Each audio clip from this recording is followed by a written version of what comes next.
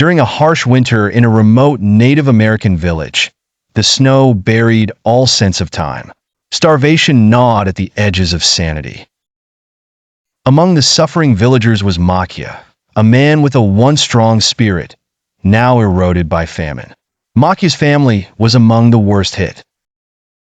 Each night, their frail bodies huddled together, yet no warmth could fend off the cold hunger consuming them. As weeks turned into months, desperation clawed at their wills. One evening, Makya ventured into the forest, determined to find food or face death. The snow attacked him from all angles, each flake a tiny dagger of frost. Hours passed, but hunting seemed futile. Exhausted and on the brink of collapse, Makya stumbled upon a dilapidated cabin. Inside was a carcass, unrecognizable and frozen stiff. Driven by insatiable hunger, survival instincts overpowered morality. He devoured the flesh, feeling a sinister warmth spread through him as he ate. That night, echoes of torment filled the forest. Makya's body twisted and elongated, his skin turning ashen and his eyes darkening. He had become something else, something monstrous, a Wendigo. The Wendigo's hunger knew no bounds. In his ravenous state, he succumbed to a darker urge, returning to his village, now seeing his loved ones as prey.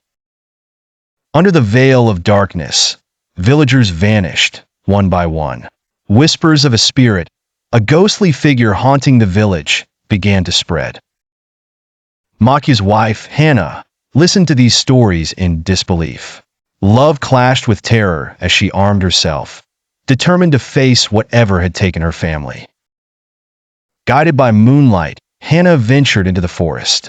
She followed a trail of mangled, blood-stained snow until she reached the clearing where Makya, now fully transformed, awaited his next meal. The sight was more harrowing than any nightmare. Recognition flickered in the beast's eyes, a fragment of Makya peering through the darkness. Hana raised her weapon, tears freezing upon her cheeks.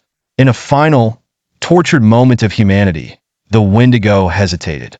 It was all Hana needed. She struck. The Wendigo let out a guttural cry, the sound of anguish and release intertwined.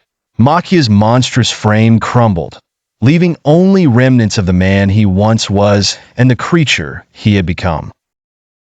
Hana's tears fell freely now, mixing with the snow underfoot, as she whispered a prayer for his tortured soul. The village remained shrouded in sorrow. The tale of Makya, a haunting reminder of what hunger and desperation could awaken within. From that day on, they would remember and fear the Wendigo's hunger.